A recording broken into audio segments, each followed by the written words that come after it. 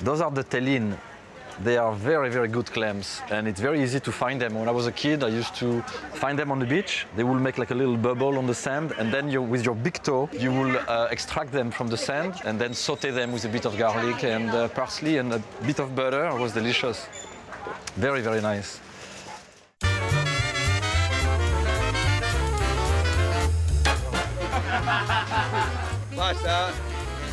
Beautiful. They are absolutely gorgeous.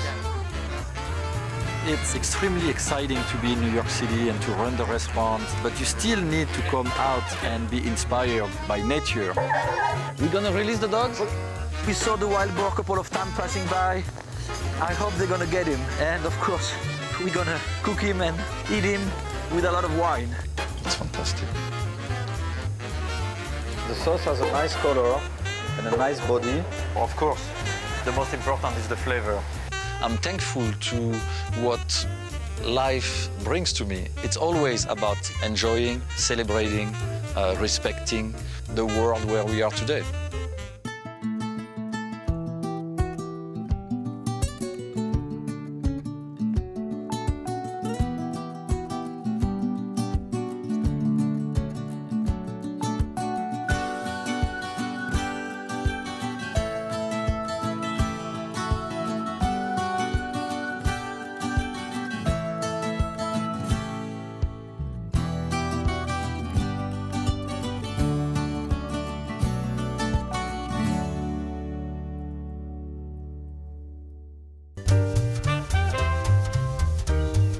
Today's show will take you to Tuscany, to Livorno, where we will eat in a restaurant a very traditional dish called cacciucco.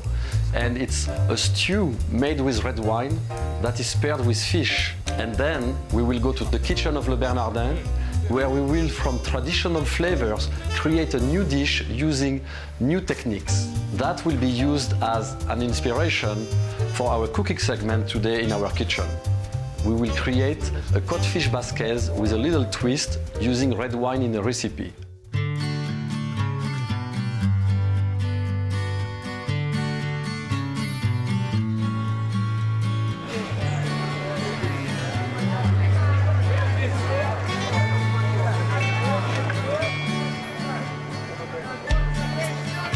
Smell.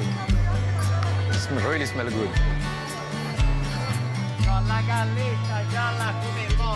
What I love about this market is the smell. It's incredible. It smells like cheese mixed with coffee and fruits. It has some sweetness, sourness. It's very enhancing all my senses. I really enjoy being in the crowd here and sharing with them the morning in the market. It's really nice.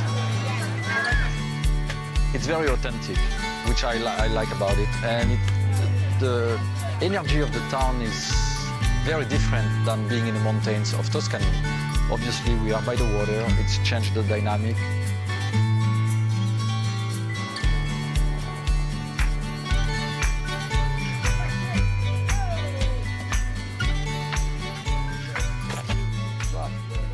Please come. Absolutely. The boats just arrived? Yes. Those small boats? Yeah. Buongiorno. Buongiorno. The fish arrive here. Yes. And for the cacciucco, it's more important the octopus. Yes. This one. And some cuttlefish. Yeah, the cuttlefish is nice too. Yeah. And this one fish. This one is, I don't know the name in Italian. How do you call it? Allora, the name in Italia is scorfano. Typical fish like here near the rock. Scorfano and gallinella. Gallinella. It's a beautiful fish. Look at the colors right here. Do you see the colors? Yeah. When I was a kid, we will squeeze the ice and then we will throw the ink to the cooks. We will make some ink fights in the kitchen. Yes. Okay, excellent. Let's do that. Grazie. Thank you. It's very interesting to see the fish coming out of those boats. It was not necessarily big fishes or something that you commercially will sell easily. However, it's so fresh, and to see the guys bringing that, and it's really a logical end to end up in what they call the cacciucco. You use all the fish from the boat that you cannot sell for high price, and the fisherman will make the stew, which is made with the garlic and the tomato and the red wine and all those different fishes and the cuttlefish. And it's something that I don't think they were thinking of as something for gourmet.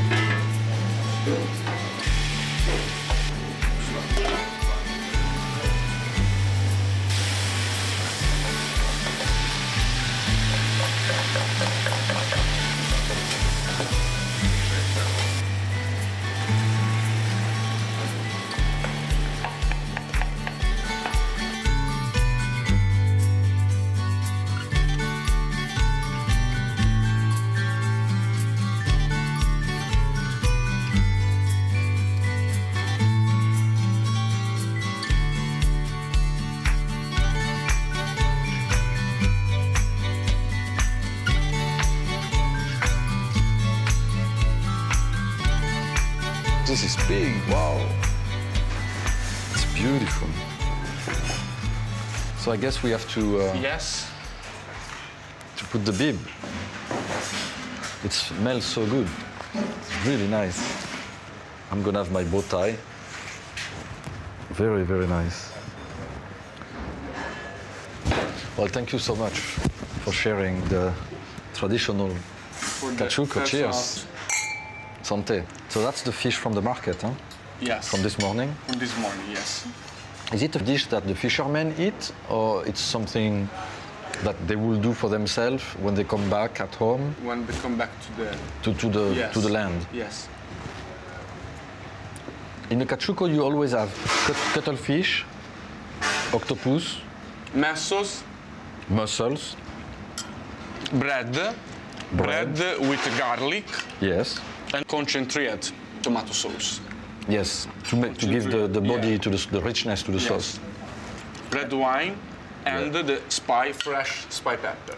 Yes, and then the fish change depending of what the fisherman has. Yes, change, but it's traditional with this fish or this one, capone and gallinella.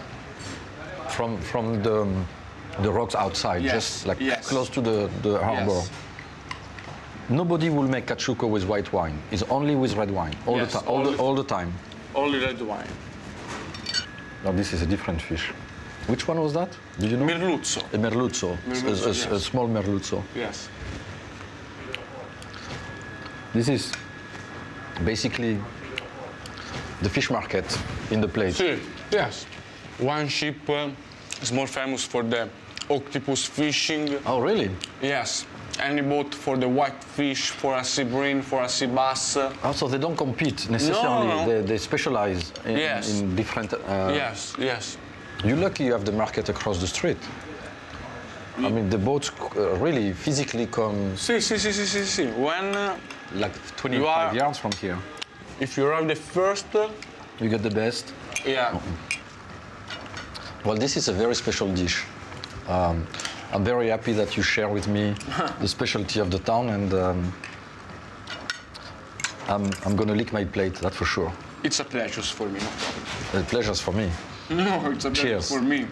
Salute. You have a guest in the city. Thank you. Buonissimo. Thank you. I'm doing better than you, huh? You see? I enjoy that dish very much. I think I will try to do something at Le Bernardin with the idea of, the basic idea of the fisherman stew, and try to refine that to have it fitting Le Bernardin idea of what we do with fish. And while I was eating, I was thinking of doing actually a codfish with a cacciucco kind of a sauce. Tradition sometimes can hold you back, which is why at Le Bernardin I challenge my sous chef, as well as myself, to know tradition and advance it. What's the saying? You have to know the rules to break the rules. Smell some of the spice. It's a very interesting mustard that comes from actually friends. A few times a week, we have that kind of meeting where the team comes together and we talk about creativity. Maybe we could integrate it in some sauce or something. I think it's very important for them to learn how to be creative. This is really good on the new crab dish. It's got that aroma like white truffle. It's a good dynamic. It's building the team also very strongly, and they feel involved and they're very proud of participating in what is probably the most difficult aspect in cooking, to be able to create something that's new and delicious. What I would like to try is the foam, like the Basquaise foam. It will replace a vegetable on the fish. We work with a certain uncertainty. Sometimes we work together and we think it's going to work and the theory works, and suddenly we just in the middle realize it's just wrong. Fermented black bean paste? Yeah. That would be very interesting. What we want is some sauce that brings a lot of earth. So How about squid ink? That would bring a lot of... And red wine and mushrooms. That would bring a lot of earth too. That will bring it. Why don't we make a cuttlefish stock with no other flavor into it? And that will be a base. And then let's make a cuttlefish with some mushrooms in it, like dry mushrooms. And will be a second base. And then another one with red wine. Cuttlefish and red wine? Yeah, and let's play with those three sauces. And we will have the foam, so then we can try to integrate the black bean in it, maybe, or something like that.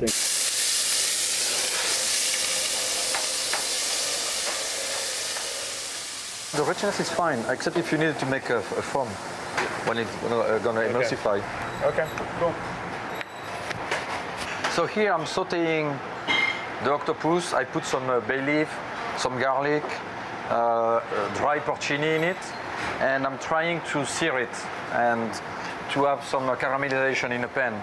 And for the moment it doesn't work. It's just boiling. So hopefully it's going to evaporate quickly and we're going to be able to caramelize, because I really want to try that caramelization to bring some complexity to the sauce. I'm going to use a bit of tomato paste. We have mushroom broth and red wine. In between the wine and the mushroom and the octopus, we're going to have something very, very earthy and almost meaty without using meat. Also, if we don't cook the sauce too much, the wine is going to keep that very dark Bordeaux color, and the sauce will be pretty. The sauce has a nice color and a nice body. It's what I'm looking for. Of course, the most important is the flavor here. So give me a little bit of, a bit of butter. Yeah. Yeah.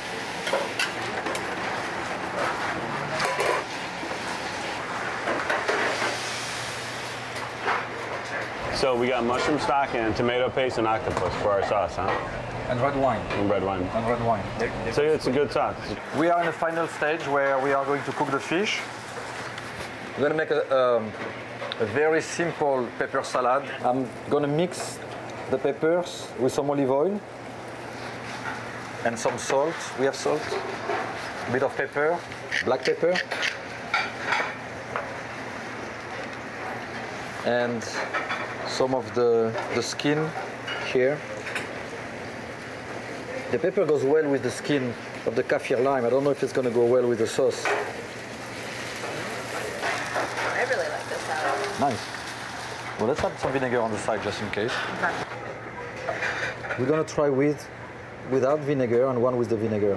We don't know yet if it's going to taste good or not, because we haven't tried the sauce and the peppers and the cod. We have tried things separately, but not as a whole. You know, the verdict's going to be very soon. I like it with the vinegar. I like it better with the vinegar. Yeah, I think it's a little more complex. Right. We'll see if it works with the puree and the sauce.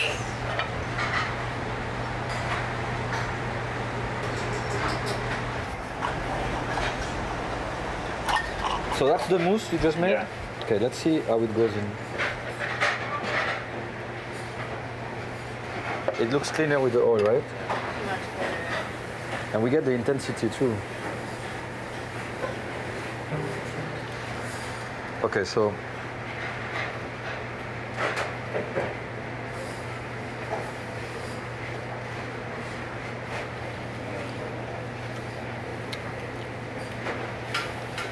I'll tell you one thing. I'm very pleased with the result. Although the oil looks better, it tastes better with the foam. The pepper salad might not need the peppier lime, but I think it needs that acid to brighten it Yes. up. I think cod is definitely the fish of choice, that's for sure. From this dish here until it goes to the menu, it's going to take probably about 10 days. The next step will be when we all agree on the presentation, all agree on the flavors, and all agree that it goes with codfish, roasted or sauté. We will run it in specials. If our clients like it, we will put it on the menu. Thanks, okay, man. thank you. Now, let's go back to my kitchen and get creative with tradition. Today we are going to cook a very traditional dish with a little twist. We are going to cook a codfish with a Basquaise and a little bit of red wine. Basquaise comes from the Basque country, which is a region in between France and Spain, on the Atlantic side, where they use a lot of peppers in their cooking. And the dish has been inspired by going to Italy, visiting the restaurant where they were making the cacciucco, using some red wine in their stew, and also by the dish that we did at Le Bernardin, which was using traditional flavors with modern technique. We are going to start by cutting the onion, and I'm going to cut the onion in some fairly medium-sized dices, not too thin. Everything's going to have the same size in the stew, the peppers, the tomato and the onion. So I don't want the onion to be too small or too big. Everything has to cook together. And I'm changing knife here because a bigger knife will be simpler in using to dice my onion. So I'm going to put the onion in the pot with some olive oil. And I'm very generous with my olive oil here. Starting on a medium heat, just melting the onions softly. I don't want to color the onions too much. I just want them to become soft. I always put a little bit of salt on the beginning, and that really extracts the water from the onion and speed up the process. We are going to slice some garlic. We're going to slice it pretty thinly. So the garlic will have more or less the same size as the onion. I'm adding a little bit of fresh thyme, just the leaves, and I'm putting it now because it's going to develop by cooking gently with the onion and the garlic. I have some prosciutto. I'm going to use a little bit of it, and I'm going to slice it very thinly, creating ham cubes. And that really is going to bring a lot of flavor. We're using a very nice piece of Serrano ham coming from Spain. Or you could also use jambon de Bayonne, which is the French equivalent of the Spanish ham. If you don't have any, prosciutto will do fine. Since it's a cured ham, it has the same flavors. I'm going to dice some peppers.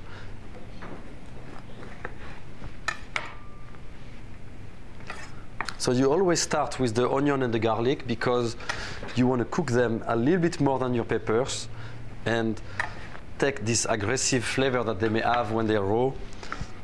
And we're basically making a pepper marmalade here. It's cooking very slowly, making a kind of a jam. Now we are going to prepare the codfish. So we have a very nice fillet of codfish, very thick. So we are going to season the fish on both sides with some salt. I'm going to use white pepper. And we are going to add a little bit of oil, just plain vegetable oil to help the cod not to stick while we are cooking it.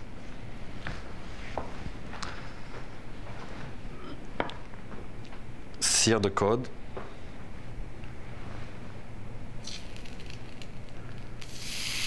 Like that. I'm going to add a little bit of fresh thyme on top and even some garlic. So we can put the garlic here in the oil. When the peppers are almost completely melted, we are going to add a little bit of red wine in it and let it reduce very quickly. So we're using a rich red wine. It needs to boil to take the alcohol away. And the wine is going to bring this very complex flavor into our Basquaise. And will also make this dish very friendly to be paired with red wine. What I'm looking for is to have the fish being crispy. It has to create a crust. So what I do is that make sure it doesn't stick. Then I lift it a little bit and see if I have a crust being developed on the bottom of the fish. We are going to flip the codfish on the other side. So I'm removing the thyme and garlic, and I'm going to lift it, and with my hand maintain it on the spatula until it touches the flat top again, like that. And we can put the garlic and the thyme again. I put the garlic a little bit on the bottom of the codfish in the oil on the beginning, seared it a little bit, but I, of course, don't want to burn the garlic. So I'm putting it now on top. And the thyme and the garlic are giving extra flavor to the codfish. The fish is ready. We're going to remove it and keep it on this plate for a few seconds. And we are going to plate the Basquaise, the red wine Basquaise. It's really a Basquaise with a little twist. And we are going to put it on the plate with all the juice that's coming out of it. Create a little disc in the middle of the plate. I'm going to add a little bit of parsley. And the cod is going in the center of the dish. I'm removing the garlic that gave flavor to the fish. I'm removing the thyme. And I'm going to drizzle some fresh olive oil on top of the fish. I didn't cook with the olive oil because the olive oil will burn very quickly and change flavor and become very, very strong. By adding olive oil at the end, you have that freshness in your oil that really makes the fish delicious. Simple presentation, but exciting to the eye. It puts you in appetite, and then we're going to eat it.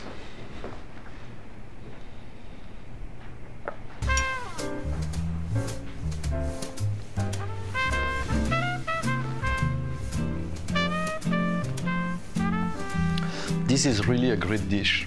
The red wine really compensates for the sweetness of the peppers because the wine adds a lot of earthiness and a little bit of acidity to the sweetness and the lightness of the pepper jam that we have made.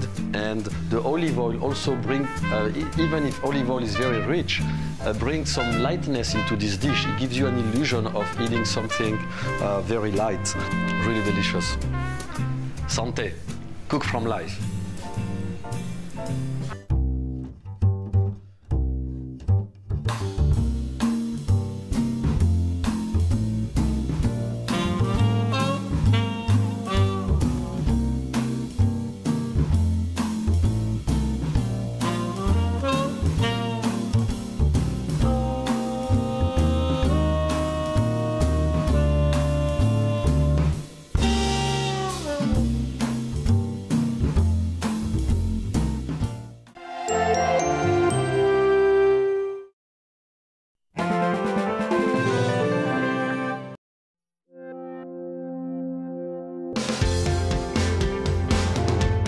To quit your job and live the life you've always dreamed of? You're really living the dream, I would imagine, the expat dream. I feel more free here than I do in the States. This is it, man. Yeah. This is the life. Join me, Savannah Jane Buffett, as I follow two buddies from college who quit their grueling office jobs and moved down to St. John to be bartenders in paradise. Now they're not just serving drinks, they've created the #1 microbrew in the Caribbean. I looked out and there was about 30 cubicles. And at that moment, I said, I can't. I knew I wanted to roll the dice and that I wanted to take a break from what I was doing. Nice place to live, don't you think? Not bad. It was a very surreal feeling because this was all new to me. This was going to be my new home. At that point, we knew we were all in. They're the lucky guys, man. They make beer for a living on an island. It's just two guys hanging out in the Caribbean and brewing some great beer and, you know, living the dream, I guess.